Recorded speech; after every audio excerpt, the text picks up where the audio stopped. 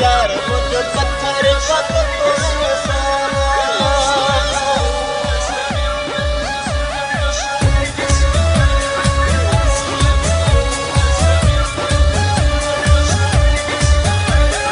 कोई कयो पानी पजे अखिन जो जाना यार मुझे पत्थर का पको इंसाना दिल कैसे करे वायो खुशियों वीराना यार मुझे पत्थर का पको इंसाना कोई कयो पानी पजे अखिन जो जाना यार मुझे पत्थर का पको इंसाना यार पको इंसाना यार पको इंसाना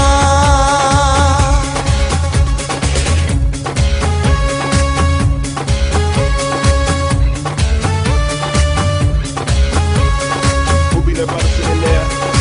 with the girls in his hair? Girls in tennis sitting there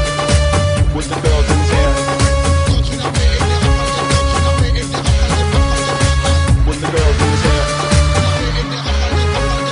मोहब्बत में करे मुँह सदगाव्यो मौत जड़ी गई मुँह के सजाव्यो मोहब्बत में करे मुँह सदगाव्यो मौत जड़ी गई मुँह के सजाव्यो दुखन में जिंदा है सुरन में जाना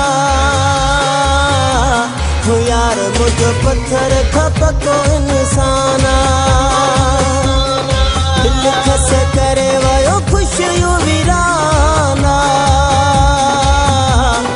यार मुझे पत्थर का पको इंसाना रोई कयो पानी पजे अखिन जो जाना यार मुझे पत्थर का पको इंसाना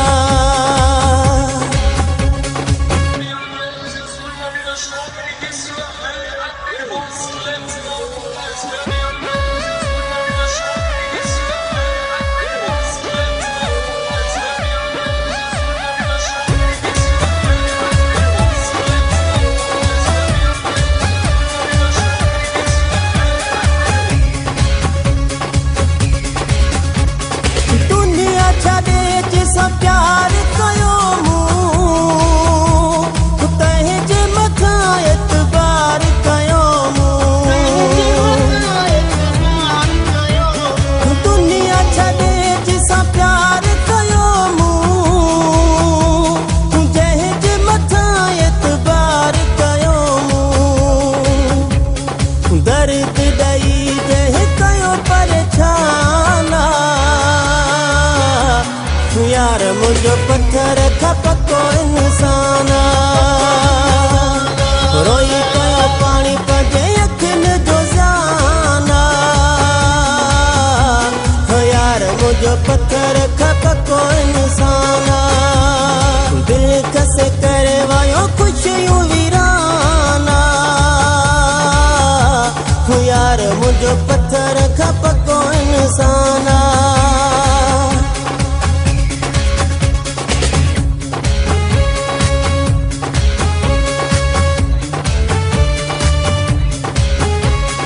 Who be the brother sitting there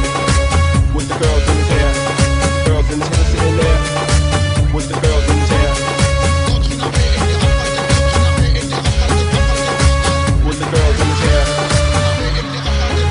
हो जी करम सा कहर करे व्यो जिंदगी मुझी में जहर भरे व्यो हो जी करम सा कहर करे व्यो जिंदगी मुझी में जहर भरे व्यो इहो बेवफा जो मुखे अरमाना यार मुझे पत्थर का पको इंसाना